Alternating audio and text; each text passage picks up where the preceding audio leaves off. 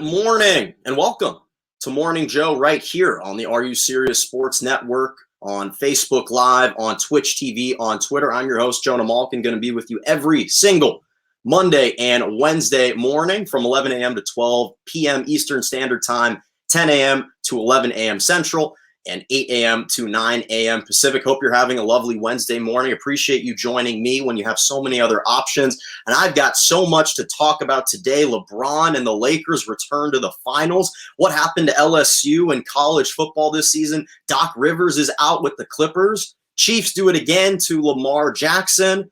And so much other news around the NFL. And you're going to want to stick around. I've got a great Malkin's Moments for you this week. A lot to unpack, a lot to discuss. And again, make sure that you rate, review, subscribe, comment, have your cup of Morning Joe right here on the Morning Joe. Appreciate you joining me. So let's get started.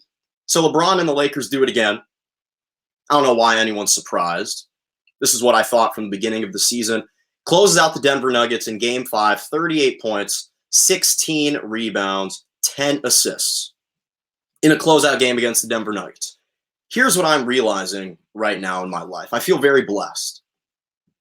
I feel very blessed because I'm witnessing the greatest sports athletes in their prime. If you want to say Michael Jordan is better, okay. But follow me for a second. Listen to this. You look at football. Tom Brady. Most people think Tom Brady is the greatest quarterback ever. That's certainly an argument. I think that Patrick Mahomes, who we're watching right now, could be the best football player to ever play, the best quarterback at least to ever play. Tiger Woods with golf, the greatest stretch of dominance in golf we've ever seen.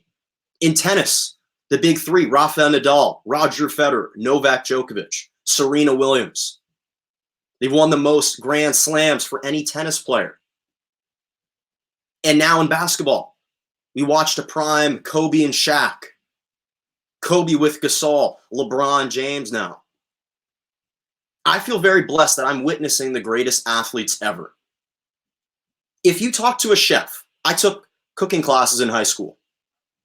The three most important pillars, whenever you're making a stock, whenever you're making a great base, a great soup, is called a mirepoix. You got celery, onions, and carrots. Now, the ratio of each is different depending on what flavor you're looking to accentuate. But those three are the core ingredients to a great soup, to a great stock. What are the core ingredients to a great championship team? What are the three pillars? What are the most important aspects of a player to make them a championship level player? Is it scoring? Is it rebounding? Is it assists? Is it defense? Is it leadership? It's typically a combination, an amalgamation of all three. I've always been a Kobe guy. I truly have. LeBron James is the perfect embodiment of a mirepoix. He's the perfect embodiment of not only a great soup, a great basketball team. LeBron James is playing at an incredible clip and once again showing why he's the greatest player in the world. Now, you look at these characteristics, you say to yourself, okay, when you compare him to other contemporaries, when you compare him to Durant, when you compare him to Kawhi, when you compare him to Harden, you compare him to Giannis, you compare him to Luka, how many of those core ingredients, how many of those key pillars do these other players have an advantage over LeBron? You look at Durant, you say, okay, maybe he's a better shooter, a pure shooter. You give him that edge. Is he a better scorer? You might think so, but if you look at their careers, in 17 seasons, LeBron James averages 27.1 points a game. Durant in 13 seasons averages 27 points on a lower field goal percentage. So I wouldn't necessarily give him that advantage. LeBron's a better rebounder. LeBron's a better facilitator. He's a better leader. We've seen what he's been able to do with teams to inspire, to motivate. He's taken now 3 different teams to the NBA Finals. When Durant was the core leader, when he was the face of the franchise, he took the Oklahoma City Thunder to the finals and they lost to LeBron James. Kawhi, we just saw. Yes, he won a championship with Toronto, but he didn't have those same expectations as he does now. We just saw with the Clippers what happened with him and Paul George. They faltered. in the fourth quarter cost Doc Rivers his job, which I'll touch on in a minute. Look at Giannis. He doesn't nearly shoot the ball as well as LeBron, isn't as good of a facilitator. He probably is a better defender. He was the defensive player of the year. He was the MVP. Is he a better leader? As of right now, I can't say that he is. He hasn't been able to show it. Harden, LeBron just dismantled him, dispatched him, put him to the side. Luka's a little too young. LeBron James is making his 10th finals appearance. 9 finals appearances in the last 10 years. That closeout game against the Nuggets was his 27th career playoff triple-double, 30th triple-double of more than 30 points in the postseason. I'm someone who likes to live in the moment. I try and recognize greatness when I'm witnessing it. Don't take this man for granted. Don't take what he's doing for granted and assume that someone else is going to come around. Don't assume that another Patrick Mahomes is going to be born right now. Don't assume that there's going to be the next great tennis player. Don't assume that Bryson DeChambeau or Brooks Koepka is going to usurp the aura and the dominance that Tiger Woods displayed. Don't assume that these things are going to happen. Appreciate when they're happening right now.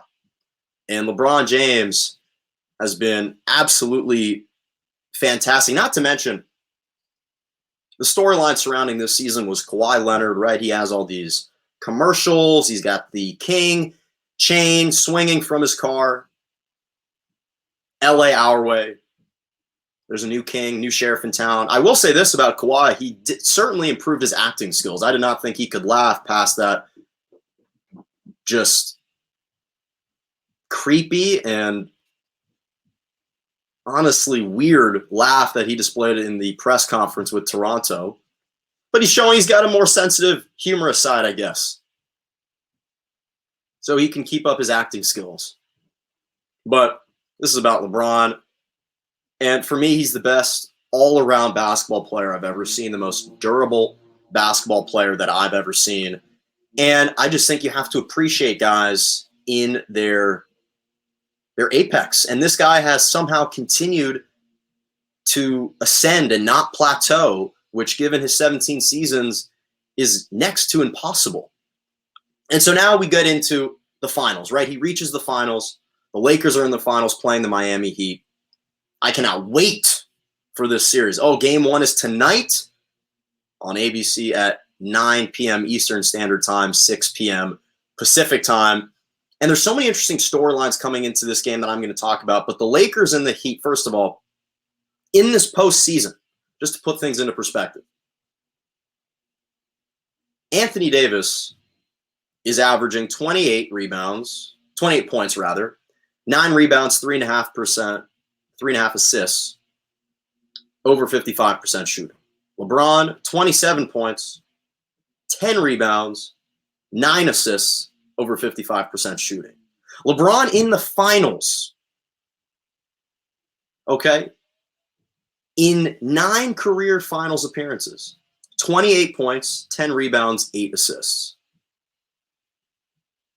In the 2 games against Miami this year, the Lakers took both. They took the first one at Staples Center, 95-80, and they won the second one in Miami, 113-110. Here's the key in this matchup. Here's the key in this series. It's going to be rebounding. That's why I highlighted when the Miami Heat were playing the Boston Celtics, I said to you, the matchup between Bam Adebayo and Daniel Tice was going to be the most important matchup to watch. Those are the only 2 guys that can rebound the basketball.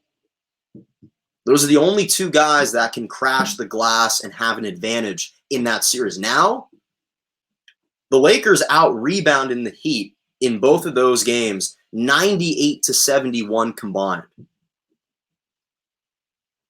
If you're Miami, you're shooting in this postseason 35.5% from the three-point line. You're going to have to bump that up probably to 40% to have a really good chance. And It's obviously contrasting styles with the Lakers. It's predominantly two guys, two stars, Anthony Davis, LeBron James, making up over 50% of the scoring for your team, versus Miami, a team that features six guys scoring in double figures. Dragic and Jimmy Butler are leading the team in scoring with 21 points a game. You got Tyler Hero chipping in 16 to 17 points a game. Jay Crowder's in there. Duncan Robinson is contributing. Obviously, Bam averaging a double-double this postseason. So you got the balance versus the two stars. And it's going to be such a fascinating matchup because, again, you've got one team that features at least three players that have been to the finals. And in Miami, you feature a coaching staff and an executive in Pat Riley that have been to the finals. But here's the interesting thing. So when the Lakers played the Miami Heat, especially in that second go-round, so Anthony Davis, 33 points, 10 rebounds. LeBron James, 28 points, 9 rebounds. But here's the key. This is going to be the matchup to watch. JaVale McGee, 5 blocks and 10 rebounds. Dwight Howard with 8 rebounds. Again, I'm going to stress this. Rebounding is the key in this series. Bam Adebayo has to play huge. You're not going to expect Kelly Olynyk to come in there and grab you 7+ boards. Perhaps we'll see a spotting of Myers Leonard. I'd love to say that Udonis Haslem is going to come in and contribute. And no disrespect to UD. When he was with Dwayne Wade and LeBron in their prime, UD was a major contributor. But the reality is the conversation that's probably going on is his wife and his family are probably with him in the bubble. They're sitting right next to him. Udonis Haslem's probably texting his wife in the middle of the game because he doesn't see any court action. And what's going to happen is Eric Spoelstra is going to swivel his head to the left and say, can someone rebound? UD, why don't you come in? He's going to say, me? I'm 40 years old. When was the last time I played? He's going to look over to his wife, says, I guess I'm going in. You're going to throw him into the fire against AD, Dwight Howard, JaVale McGee? I don't love those odds. So Bam's got to be big. Myers Leonard's going to make an appearance. He's got to play big. This team's got to crash the boards. Their guards have got to get in the paint. And unfortunately for them, this just is not their year in terms of storylines, in terms of narratives. Obviously, you have the Pat Riley, LeBron James dynamic, where LeBron James left Miami after the 2014 season and wasn't the most amicable breakup. Pat Riley pretty much scolded LeBron James for leaving, telling him that he'd be making the biggest mistake of his career, saying that we got rid of this was prior to the following season after LeBron James left. He said, we finally got rid of players with smiling faces and hidden agendas. That happened. That was Pat Riley. So you know he wants to see his Heat win. And you got LeBron, who was offended by that. He ultimately went on to win with the Cavaliers 2 years later. He hasn't forgotten about that. Not to mention the tragedy of Kobe Bryant's death. My favorite basketball player, the Mamba. And Gianna Bryant, his lovely daughter. Lakers are playing for much more than just their own legacy. They're playing for him. They're playing for Kobe. This Lakers franchise, this city, needs a championship. It's still grieving. It's still in mourning. I'm a part of it. They're playing for something bigger than themselves. And I'm not saying the Miami Heat aren't, because it's a tremendous feat to reach this point, and they've been the best team in the East. And I don't see why they can't come back and continue to build off of this year. And the interesting thing is, in 9 playoff runs with the Cavs, LeBron never actually faced the Heat. And yet the one time he goes to the Lakers, he now faces Pat Riley and the Miami Heat.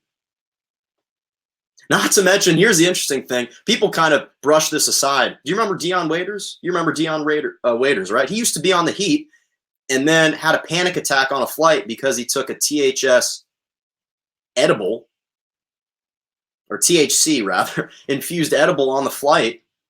And he had a panic attack. The Heat suspend him, drop him, and then he gets scooped up by the Lakers. People forget about that little storyline.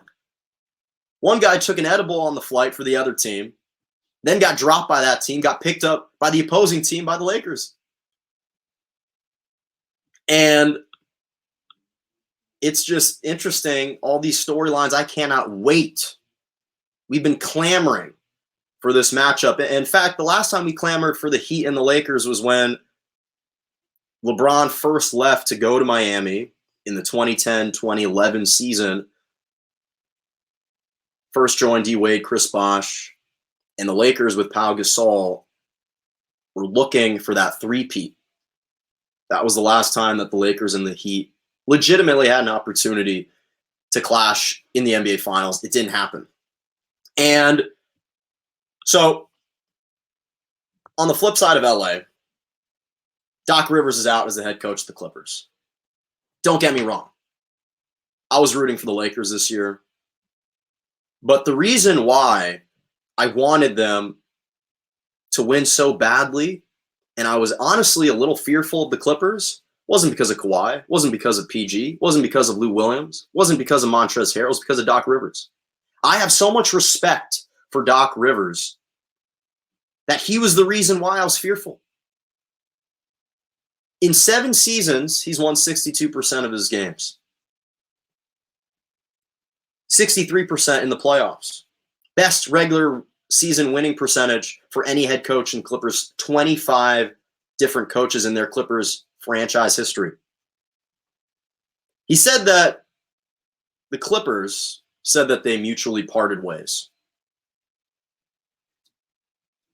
But in fact, when you look at the comments by Doc Rivers, here's what he said. Thank you, Clipper Nation, for allowing me to be your coach and for all your support in helping make this a winning franchise. When I took this job, my goals were to make this a winning basketball program, a free agent destination, and bring a championship to this organization. While I was able to accomplish most of my goals, I won't be able to see them all through. Though it was a disappointing ending to our season, you are right there, and I know what this team is capable of accomplishing with your support. Thank you to all the players, coaches, and staff for helping us get there. More importantly, thank you to the fans. We went through a lot, and I'm grateful for my time here. Does that sound like someone who was ready to leave? Does that sound like someone who was ready to depart from this franchise? When are the players going to be held accountable?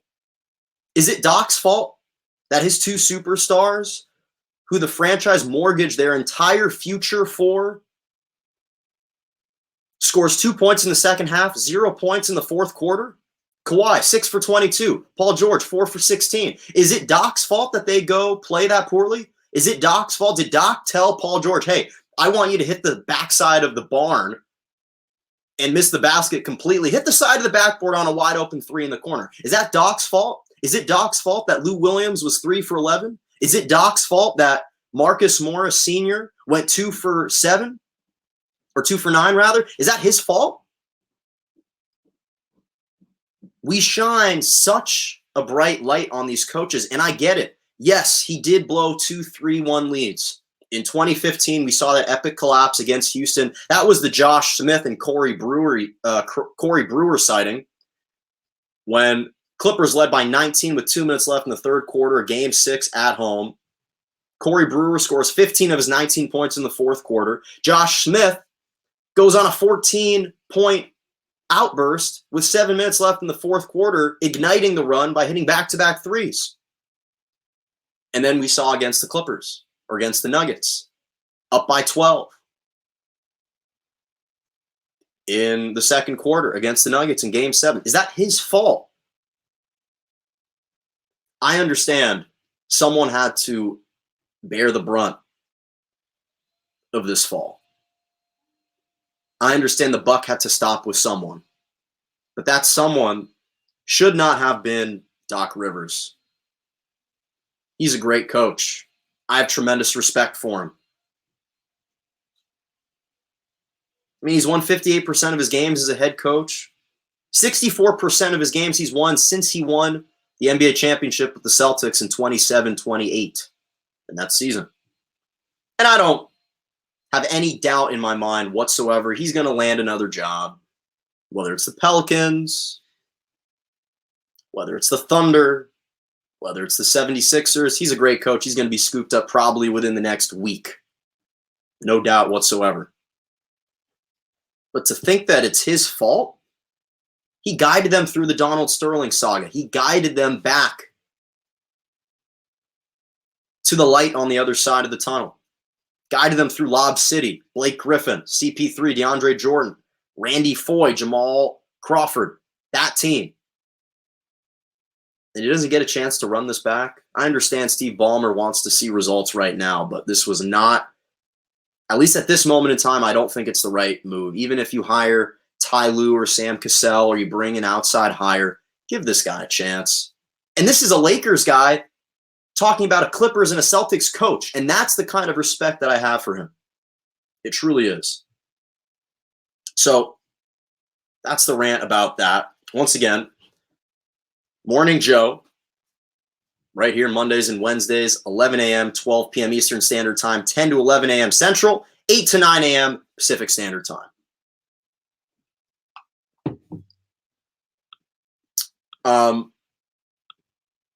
Okay.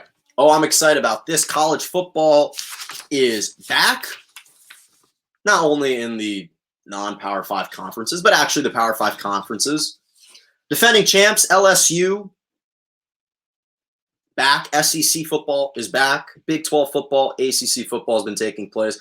This was probably one of the most expected and also perplexing and befuddling college football weekends I've ever seen. Truly.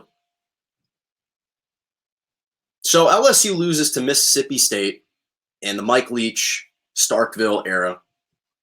In his first game at Baton Rouge. Loses that game 44-34. I'm not so surprised. LSU lost 14 guys to the draft, all starters. 5 of them were first-round draft picks. Derek Stingley Jr. wasn't playing, their best defensive back. Perhaps probably the best defensive back in the entire nation. He wasn't playing. They looked sloppy. And this is to be expected, right? Practices intermittently. Not much of a training camp. On and off, stop and start. But this is not just about LSU, but this is about Mississippi State and head coach Mike Leach, because he's done it again. He seems to be this Pac-12 whisperer, this Pac-12 quarterback guru. Just like we give so much acclaim to Lincoln Riley for his ability to transform quarterbacks in his program into draft picks. Baker Mayfield, the number 1 pick. Kyler Murray, the number 1 pick. Jalen Hurts, a second-round draft pick. When he played at Alabama, no one saw him as a potential draft pick. He put him in the Heisman running. You look at Mike Leach, and now he but he's able to lure another Pac-12 quarterback in KJ Costello from Stanford to travel over to Starkville. And he throws for the most passing yards and the most passing attempts he's ever had in his career. 36 of 60, 623 yards through the air.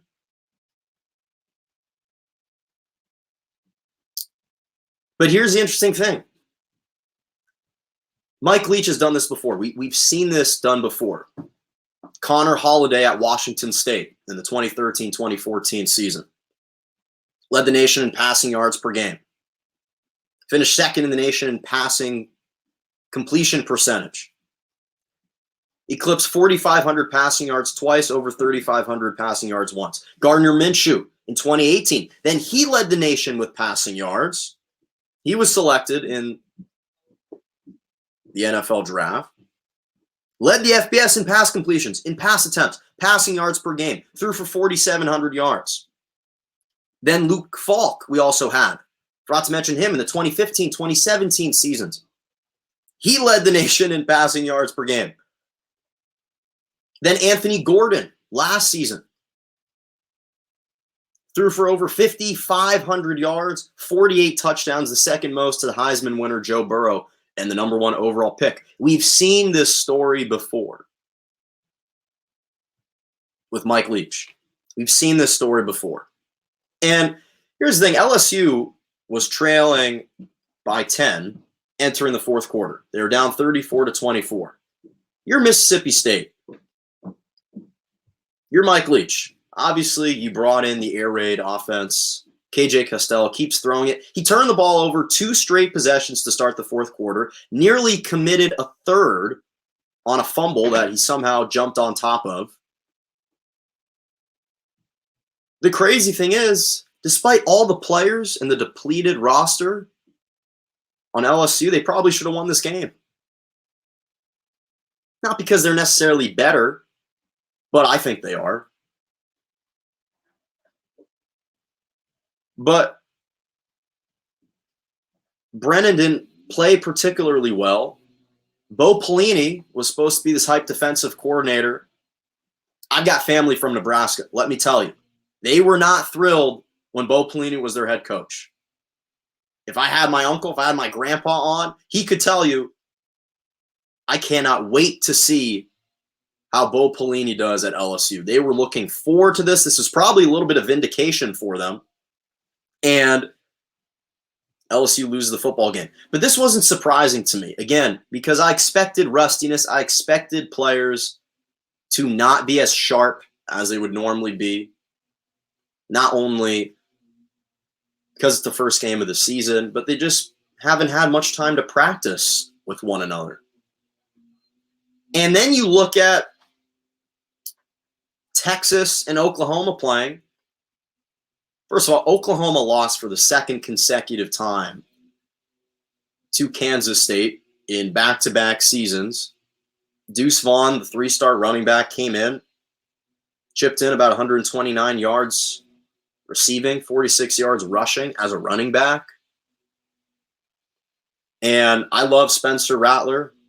He's going to bounce back. He was about 30 of 41, threw for about 400 yards, but he did throw 3 touchdowns, 4 interceptions. He's got to be better, and he will be better.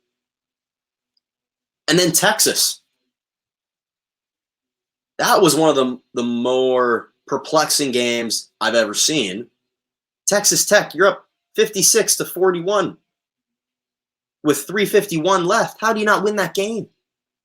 How do you not win that game? And then they had the audacity when they won the kick in overtime to defer. And I know what you're thinking. Oh, well, Jonah, that's normally what you do. You want to let the other team go on offense first, so that way when they falter, you step in and you have a chance to win it. Yeah, but not in this case. Their defense was gassed. Their defense was terrible. All the teams' defenses were awful this weekend. The reason you send your offense out first is to give, first of all, your defense a blow. Give them a little respite. And send your offense out there. They need that confidence. Instead, you send your defense out. Sam Ehlinger takes them down the first drive. They score a touchdown. They win 63-56 in overtime. I was actually befuddled watching that game. I'm like, Texas Tech, what are you doing? What are you doing? Run the football. What are you doing? And there were so many other games like that where I'm watching. And again, even the LSU, Mississippi State game, I'm like, well, is there going to be another turnover? I mean, the Wildcats, Kansas State, went on a 17-0 run. They outscored the Sooners 17-0 in the fourth quarter in Norman, Oklahoma to win that game. Don't get me wrong, I expected the defenses to be a bit rusty coming into the season, but not that rusty. I mean, my goodness. So, but I'm excited because the Big Ten is back in a couple weeks. Pac-12 announced last week that they're planning on coming back, I think, the beginning of November. So that's very exciting stuff. As always, Morning Joe, right here on the Are You Serious Sports Network on Facebook Live, Twitch TV, Twitter, Mondays and Wednesdays, 11 a.m. to 12 p.m. Eastern Standard Time, 10 to 11 a.m. Central, 8 to 9 a.m. Pacific Standard Time on the Are You Serious Sports Network. Again, appreciate you taking some time on a lovely Wednesday morning to join me. Okay, the big Monday night showdown. Lamar Jackson, Kansas City Chiefs. You know the saying, defense wins championships, right? Okay, we need to modify that saying. We need to alter it because that's not entirely true anymore. Timely defense wins championships. It's not just that defense wins championships. Timely defense wins championships. The Kansas City Chiefs have displayed time and time again timely defensive stops. They won that game a couple nights ago, obviously with their offense, but it was their defense that forced Lamar Jackson for the first time in his career to throw under 100 yards passing. It was their defense that held the Ravens in check in the fourth quarter to hold on to a 34-20 win. It was the defense that applied enough pressure down the stretch to make Jackson feel uncomfortable. He threw for 97 yards. If you look at this Kansas City team, one of the reasons why they're so talented and they're so difficult to beat is because of how much pressure they exert on the opposing team. Their offense is so potent that the opposing offense is thinking, I have to score on this possession, otherwise we're going to lose this game. Patrick Mahomes is fantastic.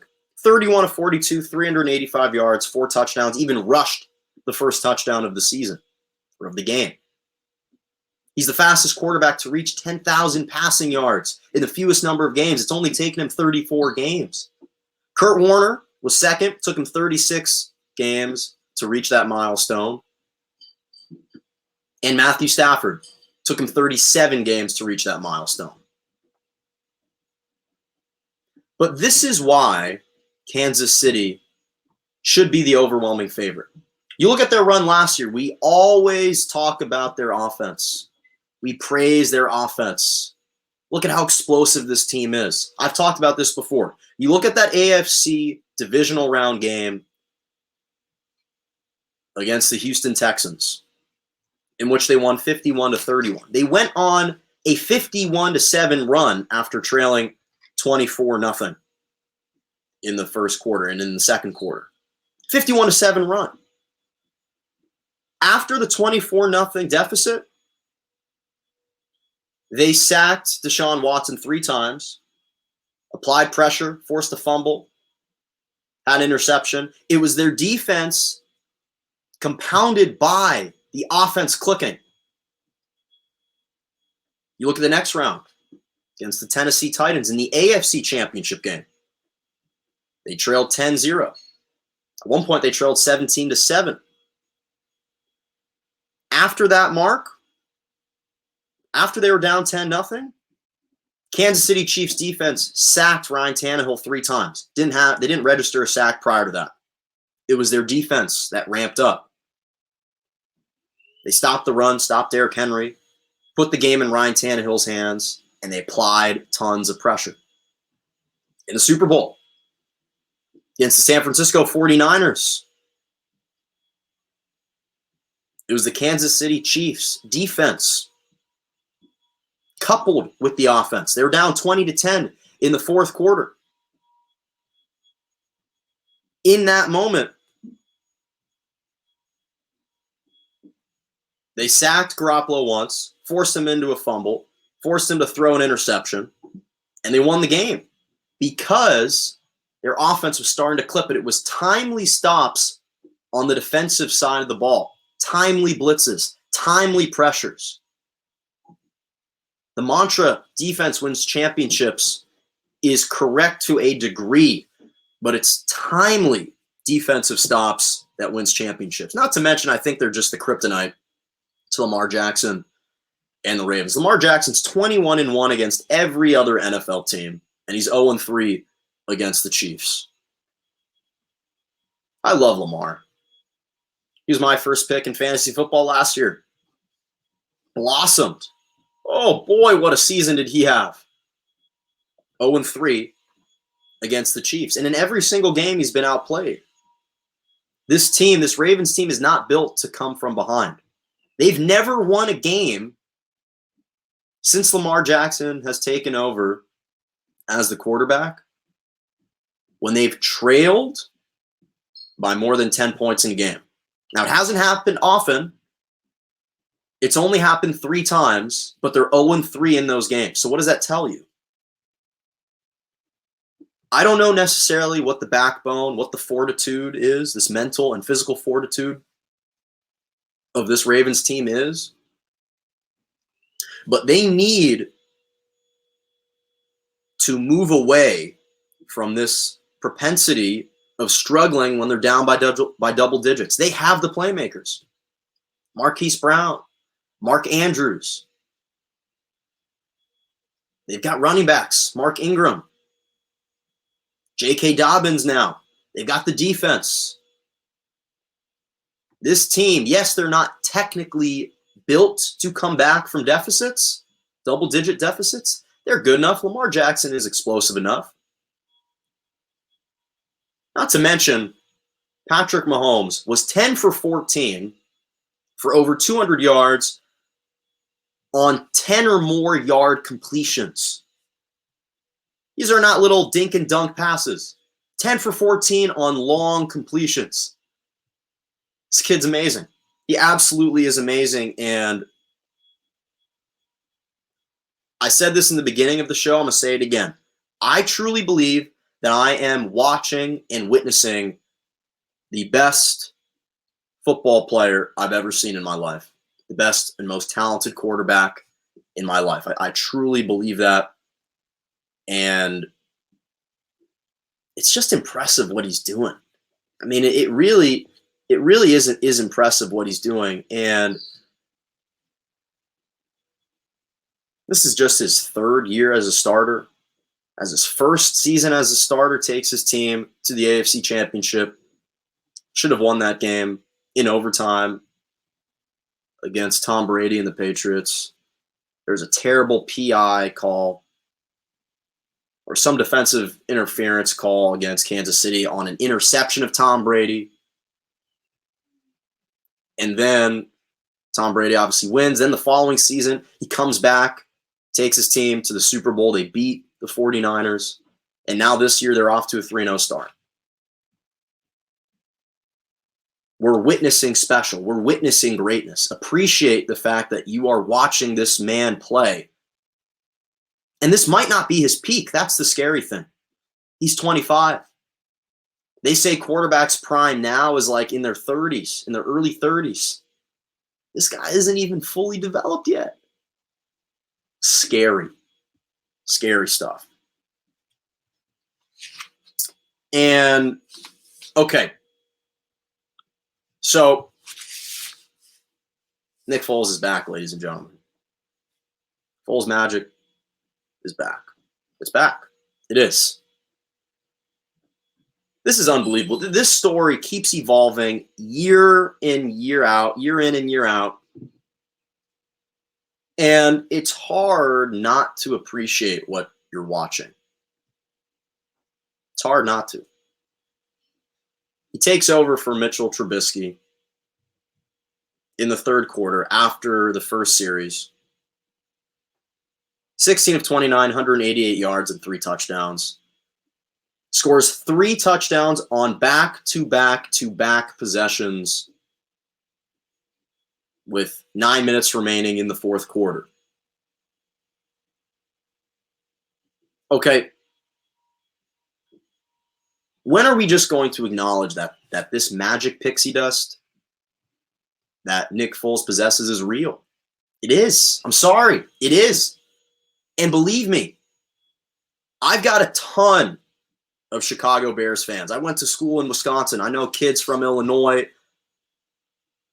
I can't even imagine what was going through their minds when Mitchell Trubisky throws the ball. Every time he gets a snap and he's about to throw it, they're probably praying that he doesn't throw a pick or that he doesn't overthrow a guy, or that he doesn't underthrow someone, that he's just competent.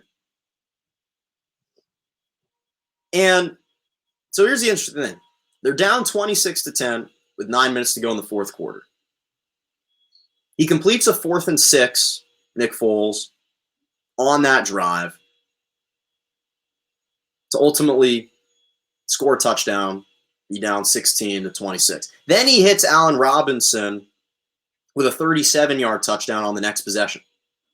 With 4 minutes to go in the game, 3rd and 8, hits Anthony Miller for a 28-yard touchdown and the lead.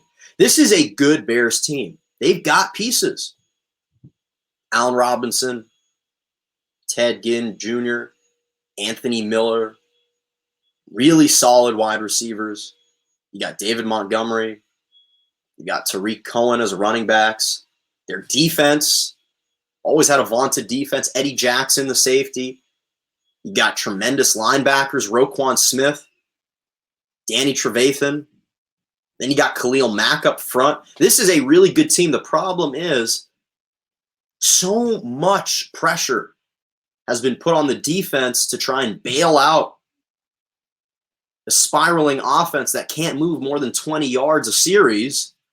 No wonder they give up so many points a game.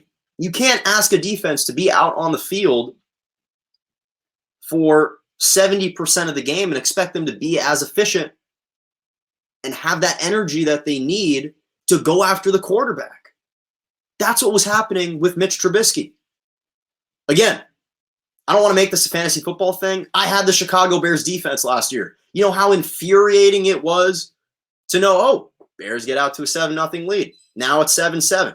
Oh, here comes a turnover. Now the defense has got to go out onto the field starting at their own 30-yard line. And they keep giving up points because Trubisky in the offense is sputtering, not being productive. And now you finally get someone who comes in Nick Foles, who can change that. And here's the irony. The last time that Nick Foles went up against the Bears was the postseason in 2018. And boy, do Chicago fans remember that game. Foles leads the team down on a game-winning drive with 2 minutes left to go up 16-15. And then the Cody Parkey fiasco.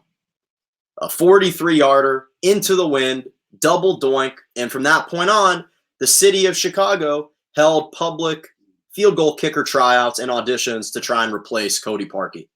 And it was hilarious. So many viral videos of guys trying to kick the field goal in their parking lot, in the driveway. It was snowing. That's what happened. Again, I've got so many friends that live in Chicago. I can't tell you how much they disliked Mitch Trubisky. They couldn't believe that he was taken. You've got your guy, at least in the short term. He's only 31. And look at this. Look at his record since he took over for Carson Wentz in the 2017 season. This is what's fascinating. So he takes over for Carson Wentz. He goes 5-1 in 2017. Only lost last regular season, game of the season, to Dallas. Beats Atlanta in the NFC divisional round. Beats Minnesota in the NFC championship. And then puts on perhaps the greatest quarterback performance in a Super Bowl, especially under those circumstances, against Bill Belichick and the New England Patriots. They win 41-33. He balls 28 of 43, 373 yards,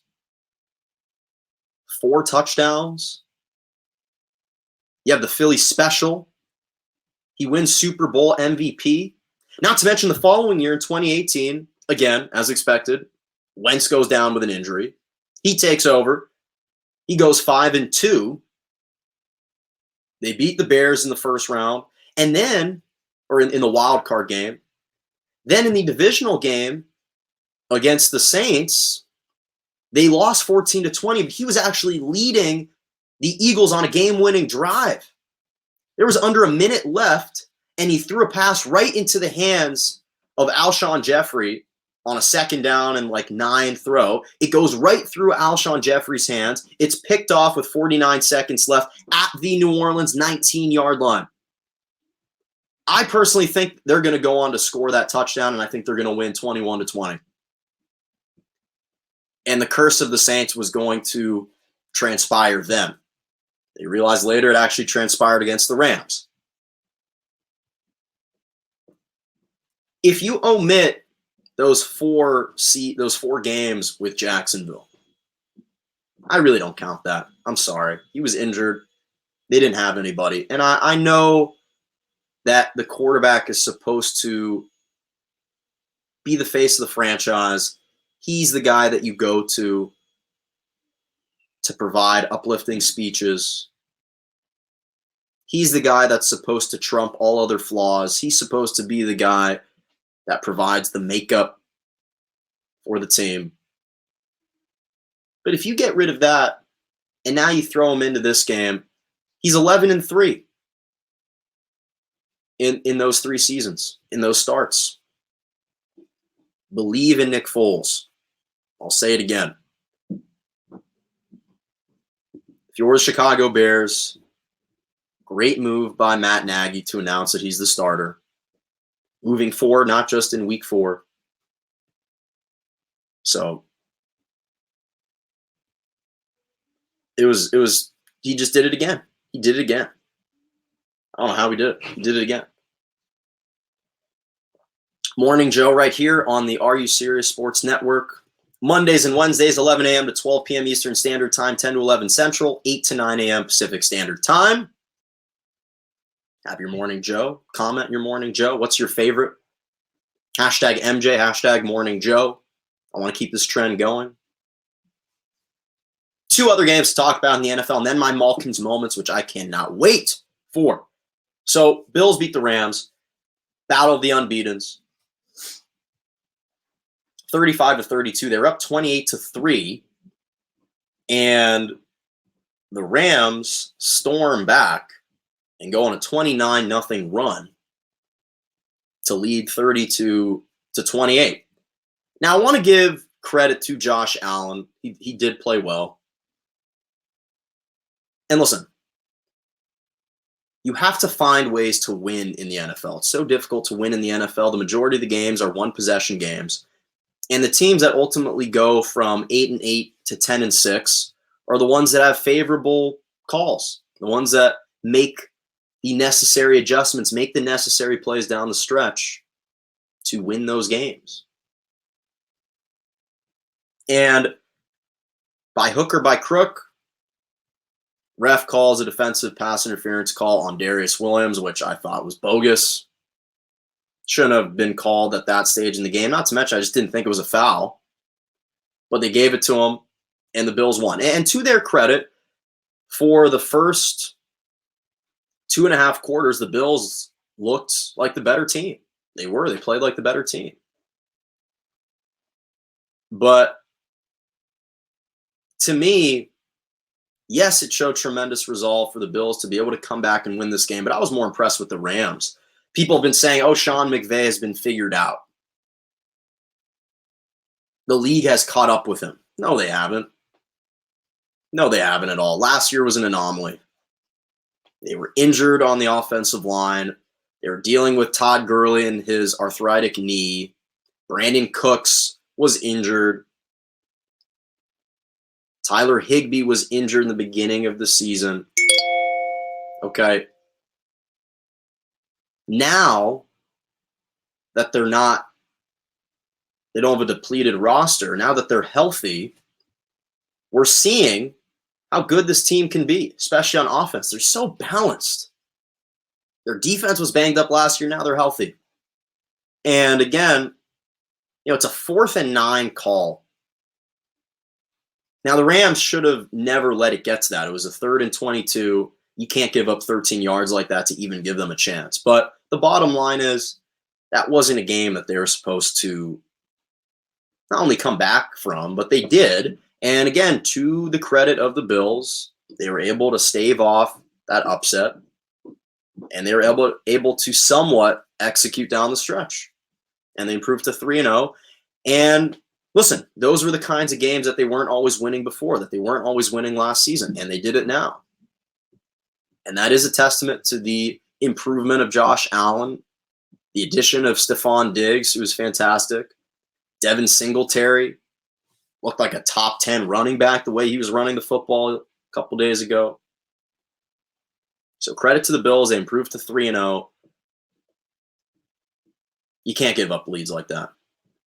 28-3. The other team goes on a 29 run on the road in your house. And speaking of can't playing the way that you're currently playing, what's going on with Carson Wentz, guys? 3 touchdowns, 6 interceptions in the first 3 games of the season. And the Eagles are 0-2-1 in those 3 games. I'm done with the excuses. I'm done with the excuses with Carson Wentz. I can't take it anymore. Last year, they had a legitimate excuse. They were depleted. They were ravaged by injuries. And I gave him a pass last year. I really did. He was still recovering from the torn ACL. And I get it. Sometimes it takes more than a full season to complete your recovery. But I don't want to hear just because Jalen Reagor, your wide receiver, is out, just because Dallas Goedert, now your tight end, has a small ankle fracture.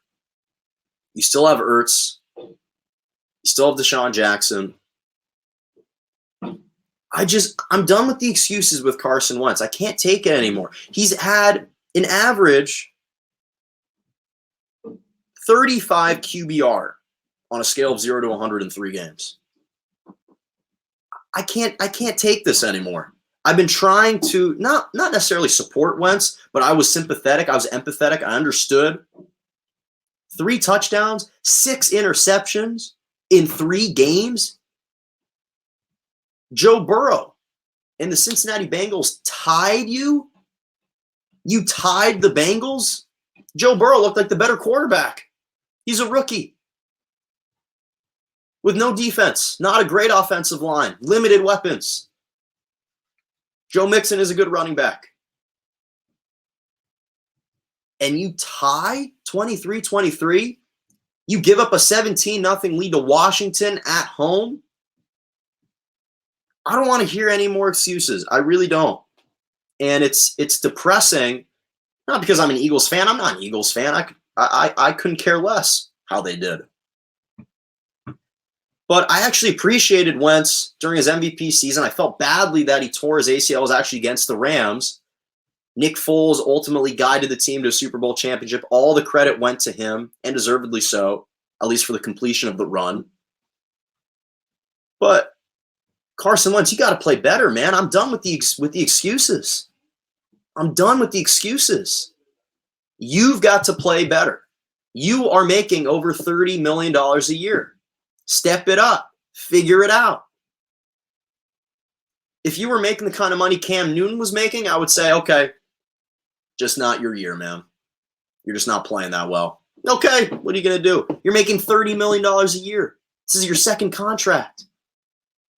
This is your 5th year in the league. You got to figure this out. This was just a disgrace for the Philadelphia Eagles. I can't imagine what's going on in Philly right now. Okay, final topic of the day. Malkin's moments. This is fun. This is exciting. The Tampa Bay Lightning in the NHL won their first Stanley Cup since 2004, beating the Dallas Stars 2-0 in Game 6 of the Stanley Cup Finals. It's actually remarkable. This is the first time, this is the first North American pro team to win a major championship since the pandemic started. They're the first one to win. They're the first one to break through. And anytime you hear that team hasn't won a championship in over 15 years, now 16, and they win, not to mention their head coach, it was fitting that he wore a Virginia Cavaliers cap on. He wore a Virginia Cavaliers cap on in his post-game interview. It's only fitting because we saw that akin to the Cavaliers. Lightning were the number 1 seed. They lost the 8 seed last year. They come back and they win the championship this year. Virginia in the NCAA tournament became the first college basketball program as a 1 seed to lose to a 16 seed. And they followed that up the next season by winning the championship. Impressive to them. And then finally this. Boy, I got to tell you, for most people, 2020 hasn't been a good season. It hasn't been a good year. Not for Patrick Mahomes. This has been maybe the best year of his career. He wins a Super Bowl MVP, beats the 49ers, signs the richest contract in NFL history, nearly $500 million, collects his championship ring, and gets engaged on the same day to his fiancée, Brittany. And now they just announced on social media yesterday that Brittany's pregnant and the first child is on the way.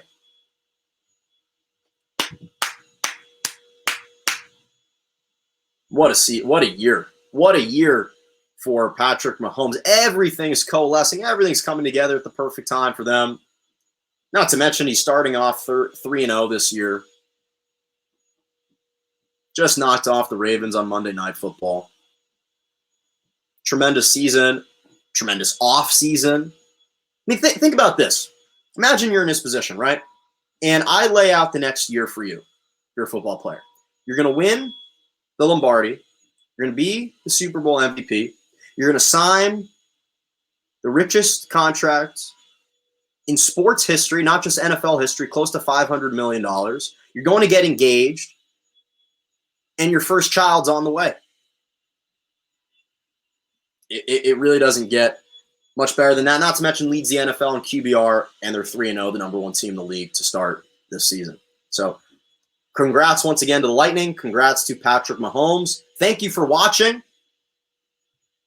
You're watching Morning Joe every Monday and Wednesday morning from 11 a.m. to 12 p.m. Eastern Standard Time, 10 to 11 a.m. Central, 8 to 9 a.m. Pacific Standard Time right here on the Are You Serious Sports Network on Facebook Live, on Twitch TV, and on Twitter. I'm Jonah Malkin. As always, I hope you all have a lovely rest of your morning.